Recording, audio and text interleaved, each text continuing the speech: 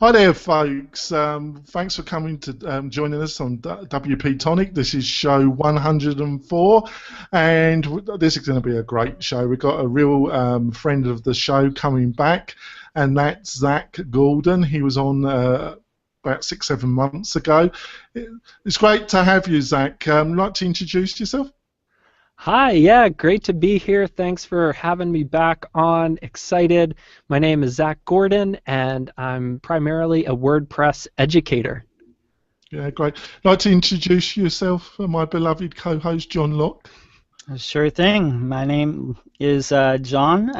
My business is Lockdown Design. I actually know Zac from back in the day because when I was a student at TreeHouse. So. Oh, that's great. Oh, I didn't know that. There we go. Yeah. So, Zac, obviously you're well known in the WordPress community, and a lot of that is to do with TreeHouse. And then you went on your own, and you've been building your own course. So we thought it would have, we have a very mixed group of people that listen to our podcast, Zac, and a lot of them are running their own business. A lot of them are interested in membership sites, and you're in a very demanding area, education and membership. And I've been getting your emails, and I've been observing you build your course out. So we thought we would have you back and try and interview you and learn from your experiences. So how does that sound, Zac? Oh, that sounds wonderful. I think this is a huge topic that just keeps getting bigger, launching your own courses, and I have learned a ton in this process, probably as much about launching and running a course as I have about JavaScript. So I'd love to talk about this. I think it's a very valuable thing, and hopefully some of the lessons I've learned will be helpful for other people already doing it or planning to get into it, can give some advice around that area. Oh, it sounds great. So obviously you had a lot of experience with TreeHouse, and you had observed how they had run their business, and then, they've certainly got some very smart people there. But on reflection, what were some of the things that come up in your own journey to build up your own membership and course that you didn't realise, even though you had that experience? Well, that's a great question. I think, to be honest, I had a pretty good idea of what would be coming, in terms of I knew things like I wanted to have a video editor and a motion person, two separate people on hand so that I did not have to do any editing. I also knew that I would have to get a membership site up, and I wanted to get the help of a development team, because I knew that if I left building that site to the last minute, if you look at some of the earlier ones, it's basically a white page with a little bit of styling for the headline and text, and now we have a really nice custom theme developed, or a customized theme. And a huge shout out to the folks at Pango World, or Pango, for helping out around that area. So I knew that I wanted a development team. The stuff that I did not really anticipate, although people gave me advice around this, was the marketing aspect and literally just staying up on emails. It's been something I've done pretty good building up to the course, but as more time has gone into the course, that's been a little bit tougher. And then the one thing I didn't anticipate, to be honest, as much was really how big this course was going to get. I thought it would just be like, do a big course on the API and some frameworks, but realizing several months in that I really had to include a whole introduction to JavaScript from beginning to intermediate to even advanced topics. Very quickly, that grew the project a lot, so that was a little unexpected. And the other thing, too, just to kind of wrap up the list, and we can go into any of these in more depth if you like, is that I was not prepared to continue to work on the exact same thing over and over again, day after day after day. At TreeHouse, I was doing a course or two a month. It was always a different topic. I can alternate between beginner stuff, super advanced stuff I kind of knew well. And so I'm the type of personality that likes to start things, that likes to get them rolling, but is not always the strongest in completion. So I've learned with other projects how to work with teams around that. But I just could not for the life of me find another me that either I could afford or that wasn't twice as busy as I am to help with this. So having the discipline when it always wasn't the funnest thing to come down into this dark basement and record day after day, that was probably the hardest thing I wasn't quite prepared for. I had anticipated this course would take me 4 or 5 months, and I'd be out vacationing for the rest of the year answering support forum tickets, and I'll likely be knee deep, waist deep, neck deep in this for quite a bit longer. So. No, that I can tell you, I've built a. People don't know this, but John does. But I'm actually also the founder of a whole SaaS product, Zac, in the real estate industry. Whole market, all built in WordPress, and it took over a year and a half to get it, and we're still developing. It's still costing me money. It's twice as long as I anticipated, actually. Yeah, that whole wisdom of it'll take 3 times longer than you planned. It's like, no, not to me. It'll be fine. And oh boy. I know exactly what we're doing. Yeah, like hell. So I'm going to ask you another question, and then John, you come in with a question. Let's talk a little bit about the marketing, because we had a round table, and maybe you'll join us on that. But we had a round table last Saturday, and we were discussing online marketing that works in 2016. So what are some of the lessons you learned about, effective marketing, that's worked, and maybe some of the things that didn't work? Maybe you can have a... Sure. Well, let me start off with one that was particular to my situation. I don't know that this will apply to everyone, but it probably was the biggest deal in keeping this afloat, especially with the last open enrollment I did, and that is having partnerships. Not necessarily formal partnerships, but connections, personal ones, with people in the industry who have their own email lists, who have their own outreach. And to kind of backtrack into some other things, I could say that, so I just did an open enrollment, which I love this course. I have like 30 so advisors who are anywhere from people who built the REST API to people that run news sites, that are other educators, that are professional marketers. And so the advice I got was to do short enrollment periods and really build up anticipation for that. And not all of the partners agreed, but I really like this idea, especially during the course development. One of the things that's been really hard is marketing the course and being honest with people about where you are in development. If you're marketing an already done product, it's a little bit different. This course isn't complete, and so communicating that in whatever avenue I'm doing has been pretty tricky, but has helped a ton in thinking through that. So it's just kind of an aside, but the other aspects of marketing were, one, I tried to keep a pretty good list, an email, a newsletter, and I tried to make it fulfilling, so doing things like giving tips from the advisors that people are not going to hear otherwise, being really transparent about stuff I've learned with the course, and like how, I'm not going to teach this, or I am going to teach that because of it. And then when I did the open enrollment, people were saying, you got to give them free content. So I gave like the top videos. I just looked up in Wistia what they were, and I put those out, and a lot of people, we got a couple thousand watches on those and some signups from that. So that was cool. I kind of assumed, like most people, hey, I'm just going to throw this out on Twitter, and that'll get the signups. But I could tell you, like, that got this much. A couple partnerships got this much, and then the other partnerships got this. So this other part that's like off the screen, I'm not sure where that came from, but I'd say Twitter only gave me about 10% of the signups, and the newsletter, because I don't know that the newsletter was super helpful, except that people could not register this whole time. So people had been waiting, they'd been looking to enroll, and I get mixed feedback. One of the great things I heard from one of my advisors was that people learn when they're ready to learn. So if you offer open enrollments that are only a couple times a year, then people may not be ready at that point, and you're going to lose them. The benefit I had was I was giving a slight bigger discount, and for people who wanted to learn JavaScript because that content was ready, then they were ready to jump in. And I kind of like that, because what I can say is that if you are developing a course, it's a huge amount of pressure to have people in there that are waiting for content to come out and are like, when's this going to happen? When's this going to happen? When's this going to happen? And that was really hard for me. So I was barely scraping by, paying rent and taking care of the family, but it felt good to not have it just open to the general public, so I didn't have to deal with all these questions all the time. And there was kind of a trade-off there. But I'd say, again, to just come back to the marketing, really having other people that will help you advertise and speak out for you and encourage people to sign up was, for me, the #1 place that really helped, in addition to my own kind of Twitter and newsletter marketing. I'm not on Facebook anymore, so I haven't been using that at all, so I can't speak to that really. All right, got a question, John? Yeah, definitely do.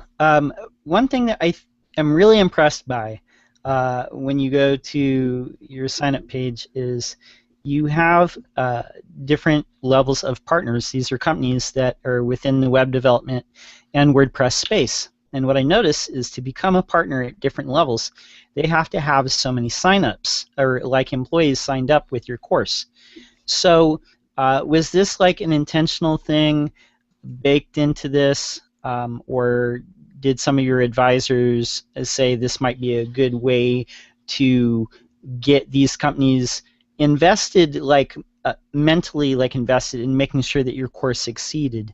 And I guess like a follow-up question would be, how much of this is seeded by the work that you've done throughout the years, not just through TreeHouse, but on your own, investing in the WordPress community and being like a member of the greater, larger community? Okay, amazing question.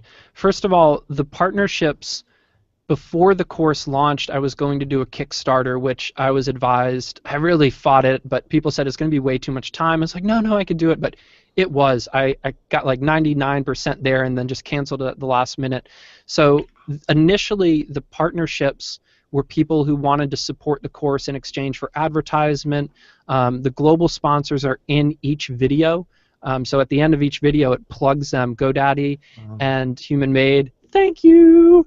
That was huge. And so the other partners were either helping at certain levels, contributed initially in different ways, and some of them were not even financial. It was actually, they contributed to the course by providing material. For example, I could give a shout out to AppPresser, who is included in the later parts of this course, because Scott has done so much work already educating the public and answering my questions and giving me access to kind of rework some of their examples that they already have out, just to give them one more avenue. I felt like, wow, I really want to help support you, and I have a big heart, man, and so I want to, this was not due to the advisors, but anybody who helps me, like Pango's up there, but they don't have 20 plus employees at the company at all, whereas let's see, XWP does. And so once the course was launched, I stopped accepting money in exchange for partnerships, and now the model is people are coming on board if they have these licenses. And one of the reasons for this was that I really liked being able to go around to WordCamps and hear that companies were using my content for onboarding people. I mean, it's a huge responsibility that makes me stop and catch my breath for a second, because I worry, oh God, did we miss something? But the feedback was good, and I felt, okay, I want this course to become, if you want to onboard people for JavaScript for WordPress, then like this is the place to go. And I felt that it was, to be honest, I don't know if it was as much of them investing in the course and feeling like they were invested, as much as it was I wanted it to be, when other people come and they see these bigger names that are supporting it, that are also training their team, it's like, okay, if these top of the industry folks are going to be using this content, then that kind of vouches for it. What I will throw in is that again, XWP was one of the big ones that come on board, that was like right when it launched, it's like, sign our people up, and it's been amazing, and their team has provided a lot of feedback. Probably they've done 30 to 50% of the feedback in the forums and personal emails, and that was cool, because some of their people, I could tell, like, they're not beginners with some of the questions they ask. You know who you are. And then some of them that were also provided good feedback. So hopefully that wasn't too much rambling on that point, or if I missed anything, please let me know. But that was kind of the direction. And then going forward, I'll slide people in if they just really want publicity and want to support it and throw me money and don't have 10 employees. Like, I'm open to that. That's cool. But really going forward, I want it to become partners or people who really are invested and using this internally. I just want to say, folks, if you want to support WP-Tonic as a sponsor, you can slip as much money our way as possible. Me and John will appreciate all contributions, and we will sing the praises of your services and products, won't we, John? Sure thing. we take all forms of currency. So I love it. Cards, debits, gold, anything you like, folks. No, seriously, though, it is, we are looking for sponsors, but it would have to be something that we, as they say in the community, that we believe in. But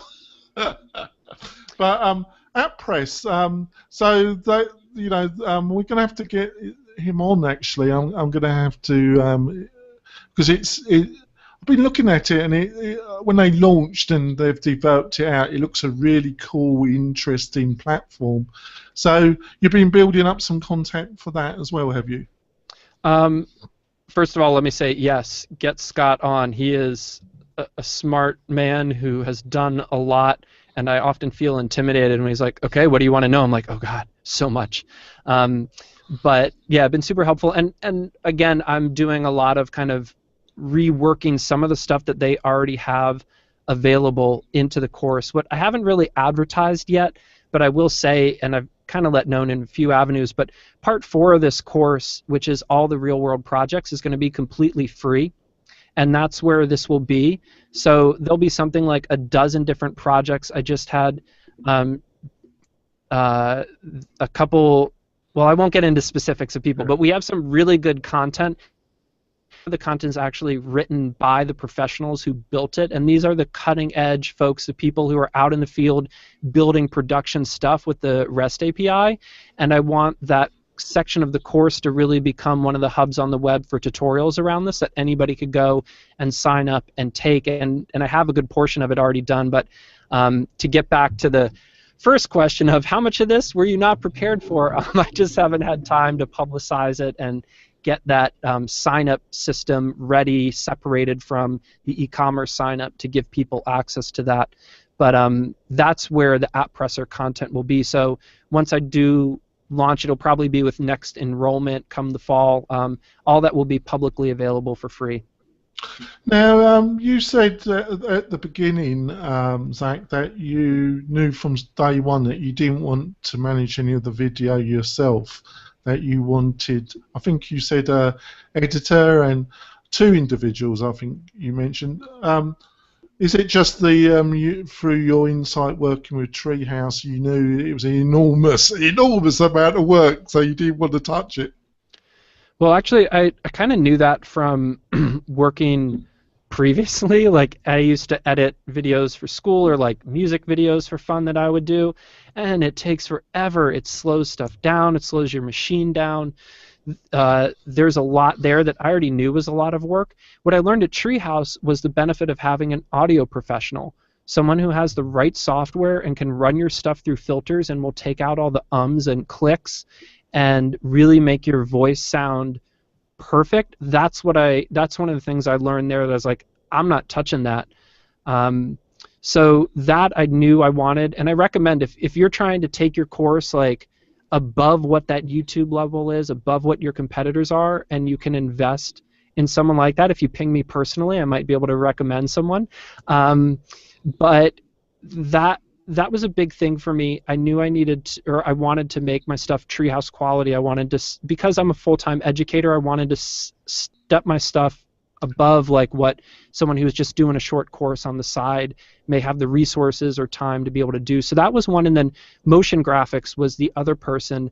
Like, if you check out my history of WordPress video that's on my blog for free, history of JavaScript video, it'll be scrolling through stuff and animate stuff and add things, and I have more stuff in the course like showing how the DOM works and things like that, that I tried to make animations in Keynote. I don't have the time to finish learning Motion 5 or any of that stuff, so it's expensive. It is not cheap, but it was worth it. But it can almost be a couple $100 for a few minutes of video, motion graphics. So I didn't do as much as I had hoped, but that's in there and important. The other thing that I haven't done yet, but I'm in the process of working on now, is doing some on-set stuff where it's me on camera as me, because for my branding, that was really important. I know that people from TreeHouse are used to me going, "Hi, I'm Zac," and that's really helpful. So I don't have any of that yet, but there will be kind of at the beginning of each section me talking on camera, because I wanted for my branding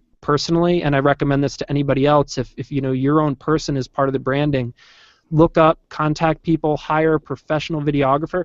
I tried to do this in my basement like 3 or 4 times, and that was my original goal, and I just could not get the quality I needed. And I did a photo shoot with a professional person to get the photos for the site and a few other things, and that was so worth it. And working with a professional videographer is going to be just untouchable. Well, you sold it to me. I think we're going to go for our break, folks, and we'll be back and we'll be discussing more about Zac and his journey and some of the people that influence him and the books. We'll be back soon, folks.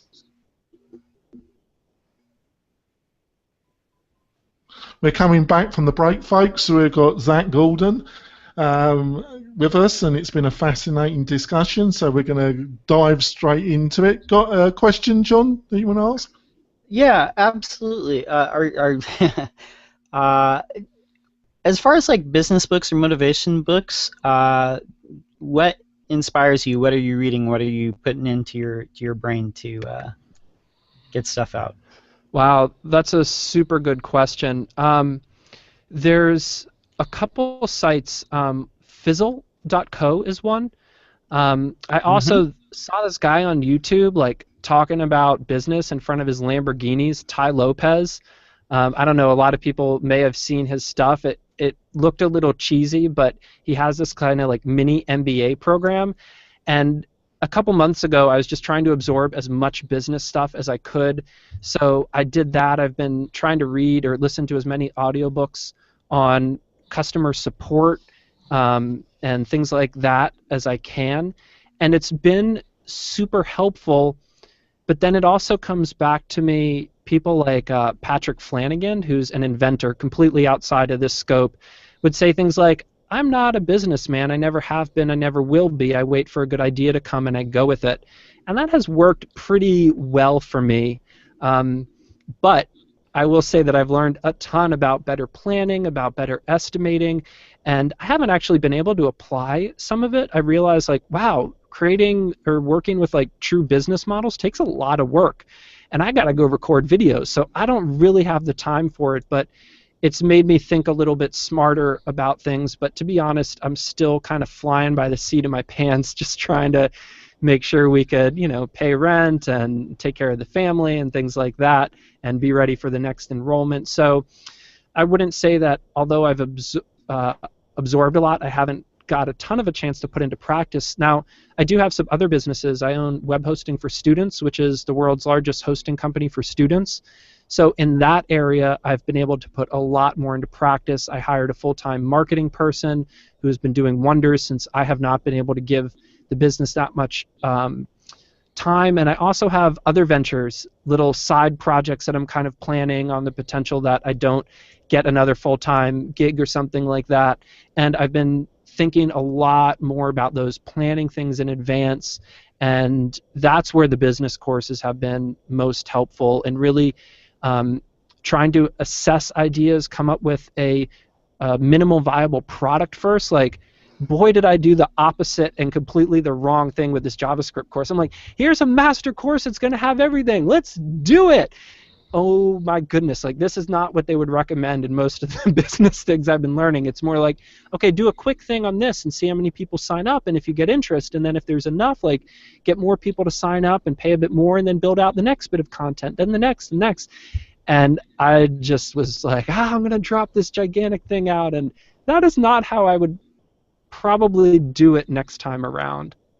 Yeah, well, I understand, and that's what they, you know, the mythology, the startup mythology says really. But you know, let's look at your own situation. You had a lot of following from TreeHouse. TreeHouse, their production is pretty top notch. So if they came to your site and it wasn't kind of not similar in quality and the course was not that up to the TreeHouse level, I think you would have got some considerable blowback. So it's taking a middle path, I would suggest, because a lot of the people that are going to join your course, because of what they've seen on TreeHouse, they have certain expectations. Do you think there's any credence in what I'm saying, or am I just blabbing, really, Zac? Oh, no, absolutely, and that was a very important thing for me. For those who were following from way, way, way, way back when TreeHouse first made the decision, I was going to do something called WP Devcasts, kind of a LaraCast type product, and one of the reasons I veered away from that is that I had an opportunity to brand myself as kind of independent of TreeHouse, but still at that quality. So I felt that whatever I was going to do, it was important that I took that next big step. And that's probably some helpful advice for any of you folks out there. You know, whenever one door closes, another opens, and it's a step up. It's an opportunity for us to raise our vibration, to raise, you know, our vision, and to raise, you know, how we put ourselves out to the world. And that's what I was really trying to do. Actually, that word vision, just to go back to that previous question real quick with the business books and ideas, at the end of the day, this was a vision for me. And I think it wasn't just my vision, but a shared one.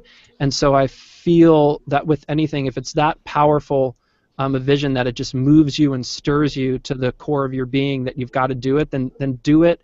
And the good Lord will provide, you know, and make it happen if it's intended to. This is not good business advice from what I've learned, but I feel that it's for me a big motivating factor. So. Well, I've learned that one person's path isn't exactly another person's path. I'm not sure about the you are talking to an English person, so when you talk, follow your heart. I'm not too sure about the English side of me, but maybe that's just me. John, got another question, John? Sure. So as far as you talked about, like you wouldn't do things the same way that you did this time, like for your next product that you release, would you more figure out where you want to be and then backwards engineer it from there? And would you more ladder people in, say like sell them a small product and then a medium and then like a larger product, you know, and you know, what kind of lessons do you think you'll be like applying like in the future for releases? Oof. Yeah. Okay, so in terms of tackling another project or how I do it differently, like I said, I do have some other projects in the works, and I'm more working around that goal of trying to provide a minimal viable product. So let's say that it may be 10 videos at the end, but I'm just going to release a 30-minute one and get people's engagement and how much they want, build up the community around it a bit and see what it is that they're asking for, and then build based off of that. Now, I don't know like how that would work for this JavaScript for WordPress. Is I would have maybe dropped an API course that was pretty short, and then a React one that was pretty short, and built off of those. But the thing is that I also knew enough about the community that the way people learn development in the WordPress world is kind of back-assward from how people will often learn it, like if they're trying to become a full-stack developer. So I felt that I knew enough to know, okay, I'm really going to have to do this, this, and this, and this, and this, and this, and this, and this, and this, and this. And so I had kind of this big picture view, and I don't know how well it would have worked to try to tackle that piecemeal. But I can tell you with the stuff I'm doing now going forward, it's like, okay, let's just try this little bit and see how it goes, and then we'll go from there and see if there's more demand. All right. So you did mention about your hosting company, and I did know about that, Zac. But how did you get into that business, and how long have you been running it? Yeah, great question. I got into that around 2005. I was I was just starting teaching. I was a high school web design teacher. I was also a community college web design teacher, and I was teaching at some like art institute type places.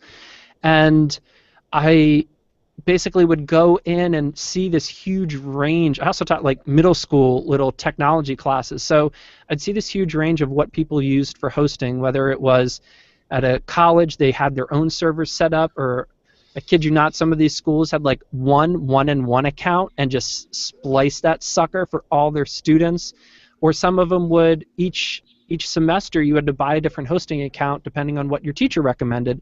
Some of these teachers got kickbacks, some of them would have got fired for getting kickbacks, and then some of them, like at the lower grade school stuff, like you weren't allowed access because of No Child Left Behind and federal mandates that actually have in there some restrictions on what technology you could have in the classroom that gives potential information about you away or gives you access to certain things, or just like firewalls were blocked and all these things. Like you might not be able to access cPanel because it's on port 2087 in some schools, but you could in others. So very early on I started just giving people access to my servers that I had running through Liquid Web. I loved them back in the day.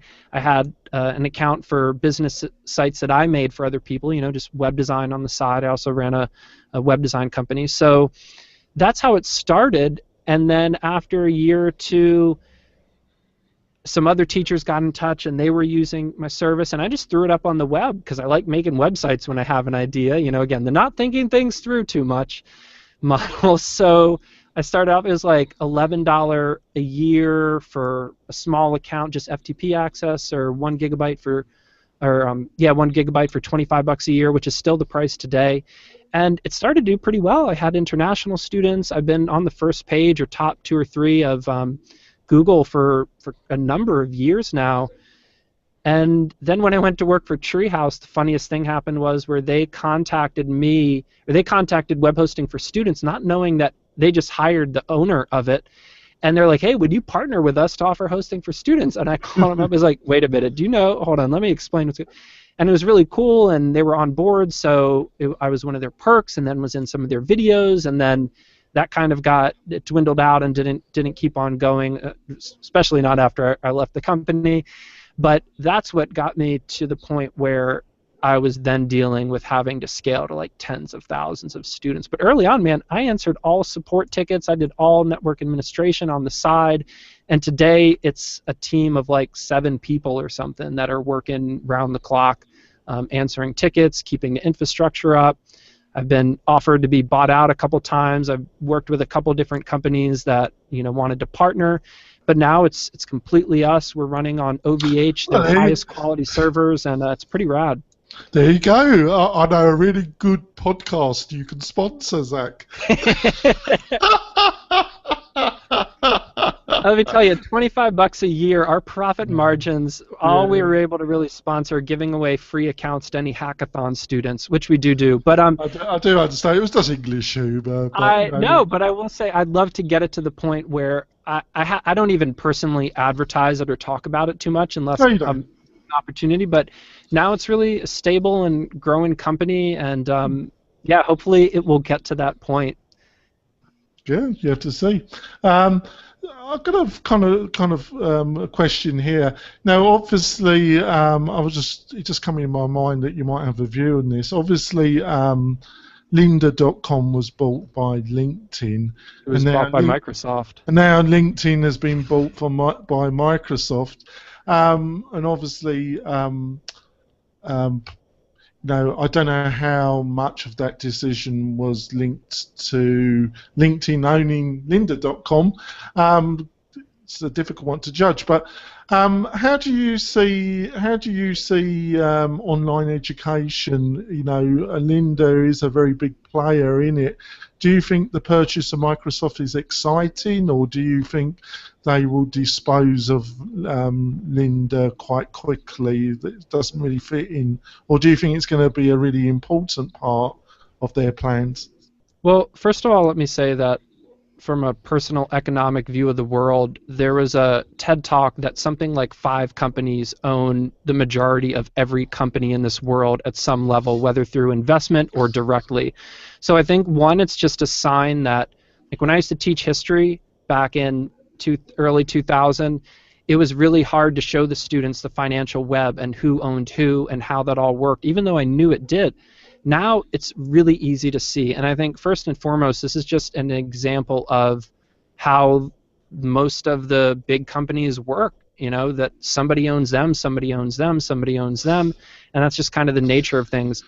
I cannot see Microsoft being like, lynda.com is a bad idea, let's just dismantle it. I can't imagine that that would be a good move on anybody's part. And whether they decide to pick up LinkedIn because it had Lynda, man, I just don't know. But I bet that there have been at board levels like people swapping between and knowing what's coming ahead of time and seeing these moves for some time since way back. So I don't know. I think that's just kind of the nature of how things operate at this point. But I can't imagine lynda.com going away. And I want to give a shout out to Morton, amazing educator there. Jason Siva, who's gone on and done some courses there. I'm a huge fan, man. I remember learning CSS from Lynda, from a CD-ROM from Lynda, in part way back in the day. Who was one of the big guys? Myers, Eric Myers. Yeah, Myers. Yeah, I learned from Lynda Myers. He's disappeared a bit, hasn't he? His wife was a. I apologise to him if I'm not, but I did know that his wife was very, very ill for a period of time, and I think that took up a lot mentally and spiritually. Well, as it should. But he was a great educator, wasn't he? Yeah. He had a fun way of teaching, didn't he? One of the first one of the web. Yeah, man, I talk about a good dry sense of humor there, although pretty warm too.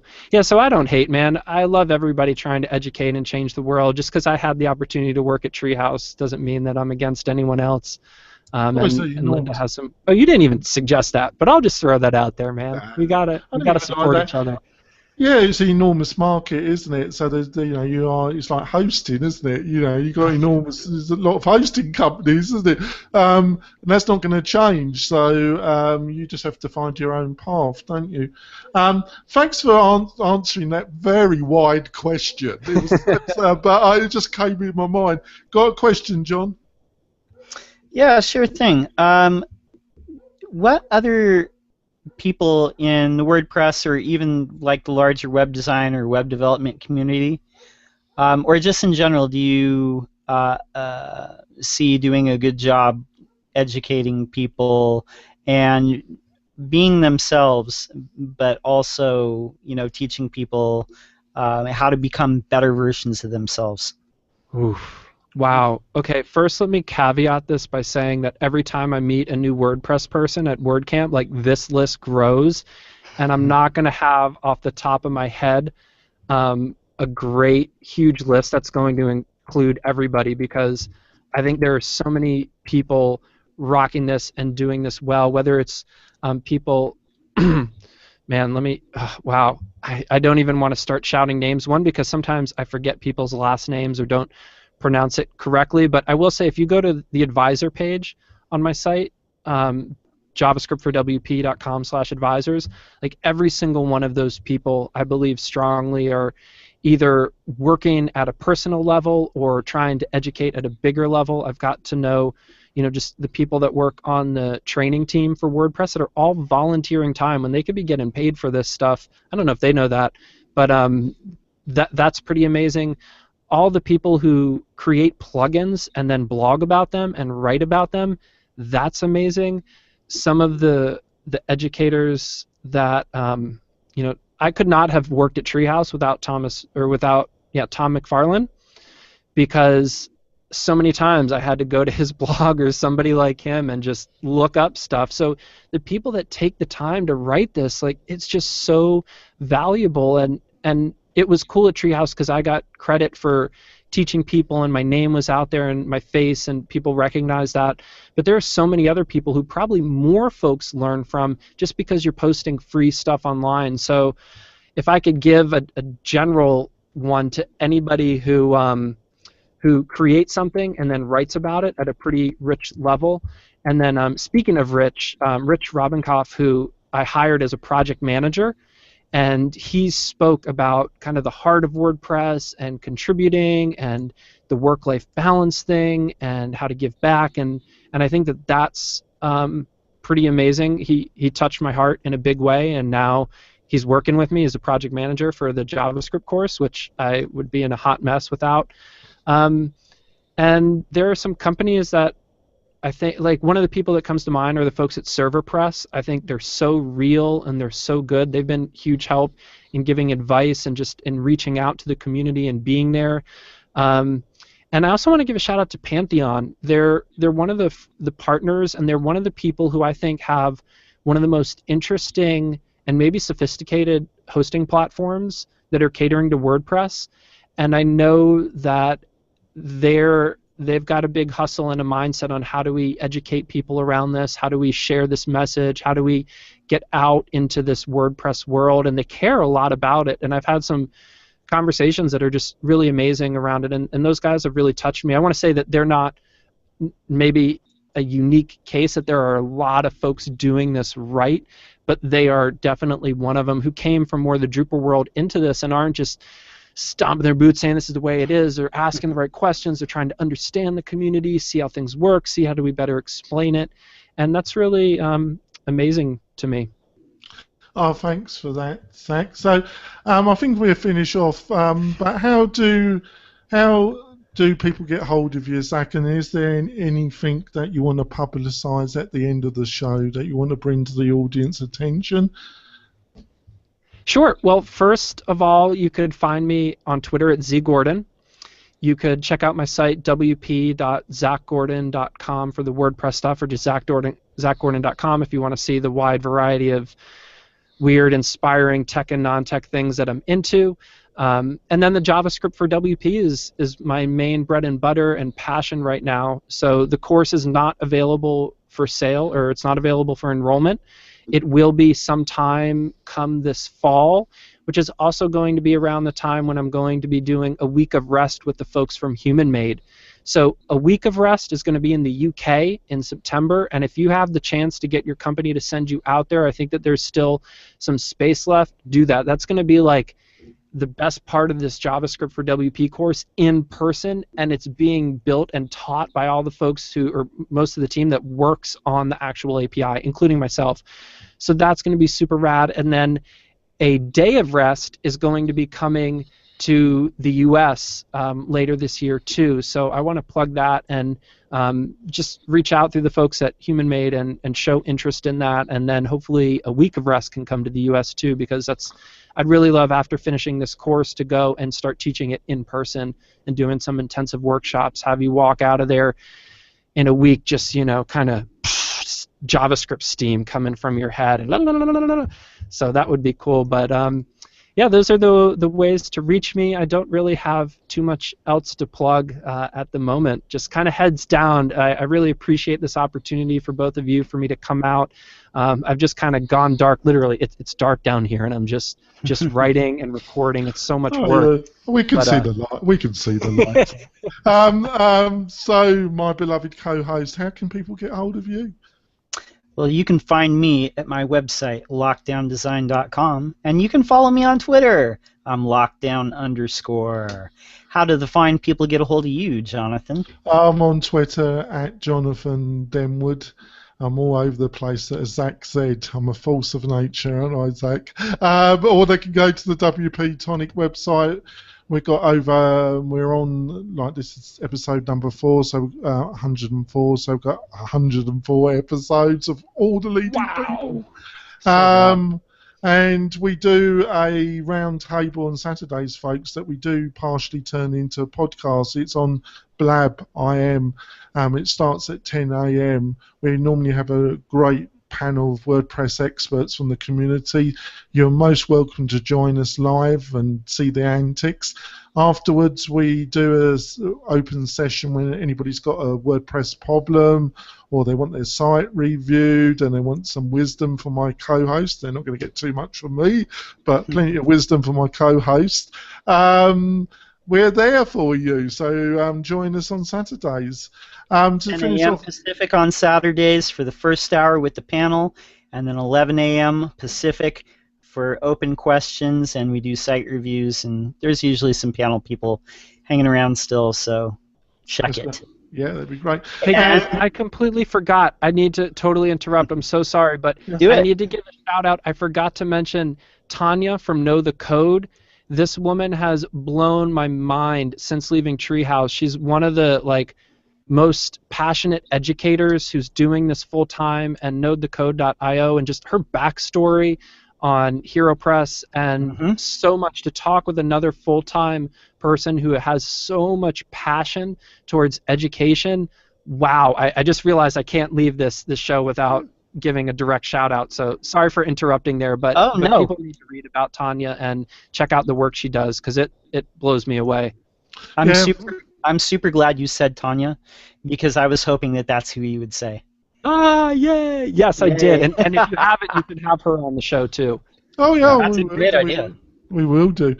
Just to finish off, folks, if you could go to the website and iTunes and subscribe to the show, and if you could give us a review, that would be fantastic. We love feedback. And please join us on Saturday for the 10 a.m. Pacific Standard Time in the morning. We love you to join us. Thank you so much, Zac. It's been a great discussion. I think everybody should enjoy it. And join us again for the next episode of WP-Tonic. Bye. Bye, everyone. Peace.